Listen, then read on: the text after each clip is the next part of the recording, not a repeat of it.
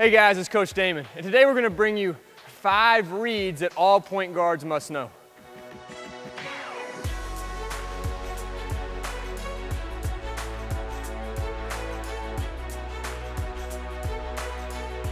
Obviously, if you're going to be an elite point guard, you've got to be just like a quarterback on the court.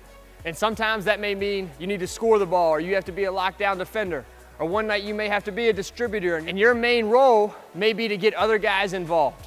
But if you're truly an elite point guard, you take on all those roles and you would excel regardless of what the game may need.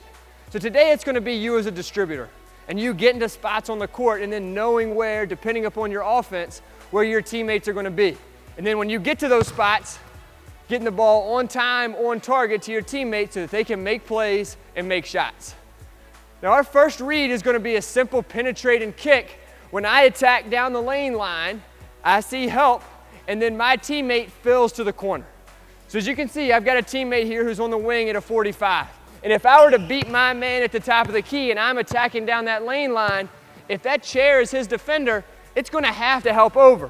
And as it helps, he's going to be able to fill to the corner. And as I kick to that spot, this defender is going to be in recovery. And if we can keep a defense in recovery, they're going to be off balance, and we're going to be facing closeouts. And the more closeouts we can create, our field goal percentages are going to go up. We're going to have more shots at the rim as we can attack those closeouts, and our offense is going to be a whole lot more effective. And again, this is very simple in that it was created as I attack, I get to the elbow, I see help, he fills, and I kick.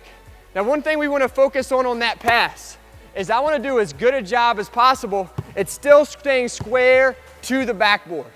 If I come here and I don't penetrate and my shoulders and my hips go straight to him, not only have I told everybody in the gym where the ball is going to, but I've given up the option to hesitate and attack the rim. If I'm able to stay square and then kick with my outside hand, nobody knows where the ball is going until it's left my hand. I've still got that option to shoot or attack, and I'm more of a threat than if I sell out to this one spot. Let's take a look at it live. All right, attack it, see help, stay square, on time, on target, made shot. Now our first read is we penetrated, he filled to the corner. In some offenses, especially dribble drive, instead of starting high, guys may start low. So in this action, as I attack, I'm still gonna see help from his man. And when his man helps, instead of filling low, creating a lot of congestion with me, he's gonna kick up on the court. So he starts low and goes high, again, which is the opposite of what we did the first time. Our pass is again going to be very important in that I want to be able to stay square and either kick it up or pivot and hit.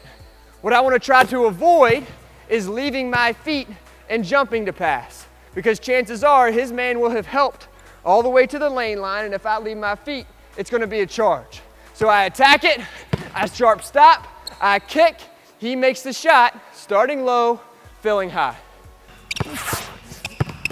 Kicks up. Made shot. Our third read is going to be a baseline, drive, and drift, which is central to pretty much any offense from middle school all the way to high school. And in that read, if I attack baseline, on the weak side, I'm going to have a teammate drift to that corner. Now, if you see where I started, I'm here at the 45. His defender, who is 2 passes away, is going to have at least 1 and probably 2 feet in the paint. And we talk a lot about how as a guard, if I can get my feet into the paint, it's going to draw the entire defense. So if I can beat my man, there's going to be help. I can get to baseline, I'm going to draw him because attention is going to be drawn to me attacking the rim, which can often free up that drift pass all the way to the corner. Now, several key aspects with this. Just like before, we want to make sure that we don't leave our feet on this block, try to jump straight through the rim. We want to get as much to the baseline as we possibly can. You'll see in a lot of European games and FIBA games, they're known for jumping and actually jumping out of bounds and throwing that wrap pass. That's a very high level pass to be able to jump one way and throw one-handed. So what we want you to work on is being able to either come to 2 or come to a 1-2 on the baseline and still shielding the defense with your body and hitting with that outside hand as you attack. Baseline drive, baseline drift, shot in the corner. We're here. Drive baseline, big shot. Our third read was a baseline drive and drift. This time, let's say for example, it's a ball reversal, and when I catch, that defense rotates, but they rotate at a bad angle, so I can still get that baseline drive. And on that weak side, I'm probably gonna have a drift. Whoever swung the ball to the top of the key will drift to that spot. But this guy's also gonna wanna move. And as he moves, he's gonna fill to the corner behind me. So when he fills there, his man will help down, and very similar to before when we attack down this lane line, when I kick, everybody's gonna be drawn to me and he's gonna have a ton of space. At the very worst, he's gonna be facing a very aggressive closeout that he can then attack either to the rim or a one dribble pull-up. So I attack baseline, I get to this spot, I'm gonna have the drift option, I'm gonna have the fill option, but I guarantee you if you get to this spot, one of those will be wide open. Ball reversals here, we attack, outside hand, big shot. Our last read is gonna be, if we are again able to get to that third layer of defense where we beat one, beat the help, and have to get that third rotation, dictating to the big and then hopefully getting our own man a layup by penetrating deep into the paint. If I'm on the same side with my big man and I'm able to attack and get to that midline, everybody is gonna come to me in their attempt to help and keep me from getting to the rim.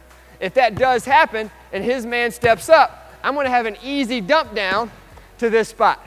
Now with that pass, there are several ways we can make it, but the last thing that I wanna do is come here and try to throw a chest pass through all of these hands. My man, his man, everybody in the paint is gonna be very active. So if I can make a pocket pass and go straight across my body left to right, then I can get it to him for that finish. What I can also do, depending on what level we're playing, if we're at the high school or college level and he's an athletic big, I can get here and then with my left or right, throw high to hands where he goes up and finishes. But most important, I wanna stay away from throwing it through all these hands. And if you are at a high level and let's say he's 6'10", I need to be careful not to throw that pass what would be right to his knees. I attack, I draw the defense, I dump or throw high to hands, and we get a wide open layup because of my penetration and ability to find my teammates.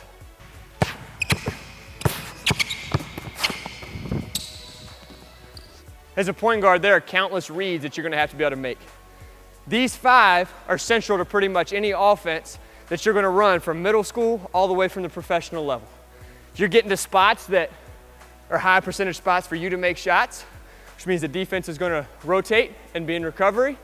And when they do that, you have to be good enough to find teammates and get them open shots.